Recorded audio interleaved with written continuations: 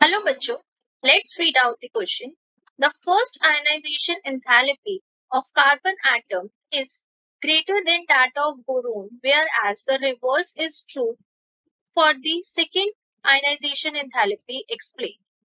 आपको यहाँ पे क्वेश्चन में बोला हुआ है कि जो फर्स्ट आयनाइजेशन एंथैल्पी हमारे कार्बन एटम की वो ज्यादा होती है बोरोन से, जबकि इसका रिवर्स जो है यानी कि सेकेंड आयनाइजेशन एंथैल्पी बोरोन की ज्यादा होती है एज कंपेयर टू कार्बन. आपको इस चीज को एक्सप्लेन करना है. So first of all we will talk about its key concept, that is ionization enthalpy. Ionization enthalpy होता है आपका कि कितना अमाउंट ऑफ एनर्जी हमें चाहिए एक इलेक्ट्रॉन को मूव करने के लिए उसकी ग्राउंड स्टेट में से. वो हमारी क्या कहलाती है? आयनाइजेशन एंथैल्पी कहलाती है. Ionization enthalpy is the amount of energy required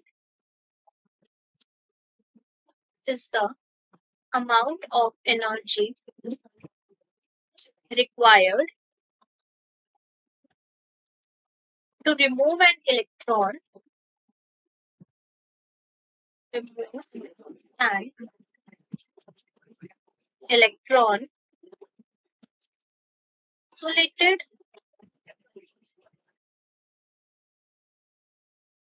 isolated atom in its ground state. ये आपकी क्या कहलाती है? आयनाइजेशन एंथैल्पी कहलाती है. अब हमें बोला हुआ है कि जो हमारे कार्बन एटम की आयनाइजेशन एंथैल्पी होती है वो ज्यादा होती है as compare to boron, first ionization enthalpy, लेकिन सेकेंड वाली जो होती है वो बोरोन की ज्यादा होती है एज कंपेयर टू कार्बन. सो सबसे पहले तो हम इस आयनाइजेशन एंथैल्पी का कॉन्सेप्ट समझते हैं कि ये किस बेस पे है. अब ये जो बोरोन और कार्बन है ये हमारे किसी ग्रुप के या किसी पीरियड के एलिमेंट्स है हमारे.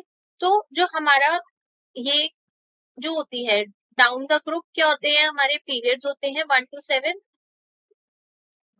to 7 और इसके अलोंग हमारे क्या जाते हैं? ग्रुप्स जो कि 1 to 18 होते हैं.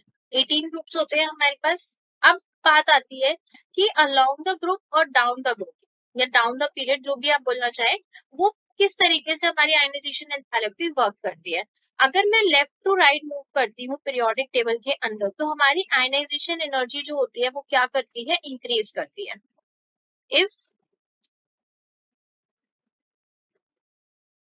if we move left to right, ionization energy increases. Ionization increase क्यों करती है? क्योंकि एटॉमिक साइज क्या हो जाता है? हमारा डिक्रीज कर जाता है due to the decrease in atomic size. Atomic size decrease करने की वजह से हमारी आयनाइजेशन एनर्जी इंक्रीज करती है जब हम लेफ्ट टू राइट मूव करते हैं, यानी कि जब हम इधर से इधर जाते हैं तो ये क्या करती है? इंक्रीज करती है आयनाइजेशन एनर्जी. और जब हम डाउन द ग्रुप जाते हैं तो आयनाइजेशन एनर्जी क्या करती है? हमारी डिक्रीज करती है. अब बात करते हैं, हमारे पास दो एलिमेंट्स हैं, एक तो है कार्बन, दूसरा है हमारे पास बोरोन. कार्बन जिसको हम C से रिप्रेजेंट करते हैं, boron which is represented by capital B.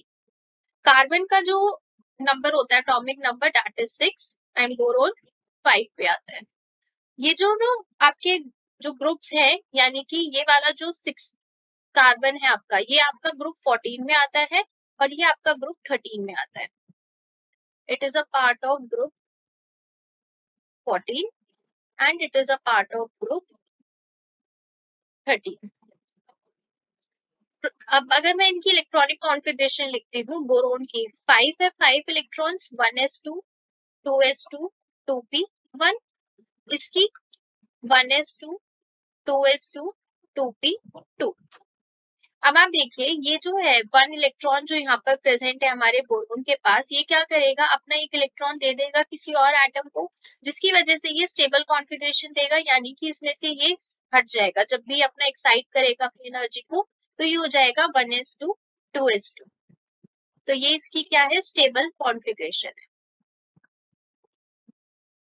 Stable configuration. अब जब ये हमारी स्टेबल कॉन्फ़िगरेशन है, मैं इसको कॉन्फ़िगरेशन को दोबारा से लिखती हूँ।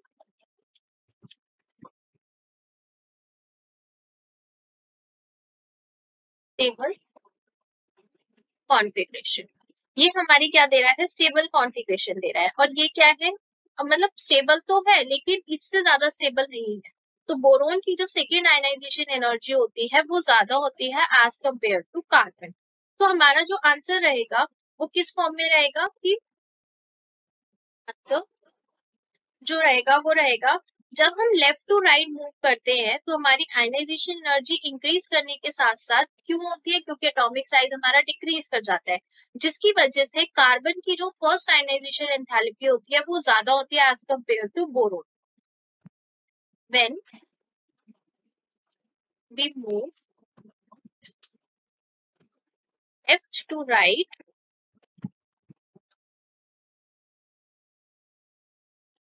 Ionization enthalpy increases, that's why carbon की फर्स्ट आयनाइजेशन एनर्जी जो है वो क्या होती है, ज्यादा होती है as compare to boron. That's why first ionization energy is greater in carbon than that of boron, boron से ज्यादा होती है। लेकिन हमें यहाँ पे रिवर्स भी बोला हुआ है कि सेकेंड आयनाइजेशन एंथैल्पी बोरोन की ज्यादा होती है एज कंपेयर टू कार्बन। उसका रीजन हमारा ये था क्योंकि वो स्टेबल कॉन्फ़िगरेशन में आ जाता है आपका, जब हम उसमें से 1 इलेक्ट्रॉन को रिमूव करा देते हैं, जिसकी वजह से ये क्या देगा हमें, सेकेंड आयनाइजेशन एंथैल्पी इसकी ज्यादा होगी। Due to the loss of 1 electron boron, it gives second ionization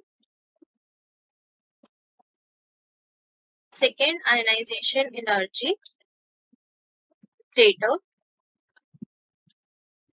than the carbon, carbon से ज्यादा हो जाती है इसकी ionization energy. So this is the answer for this question. Hopefully you will understood it well. Best of luck.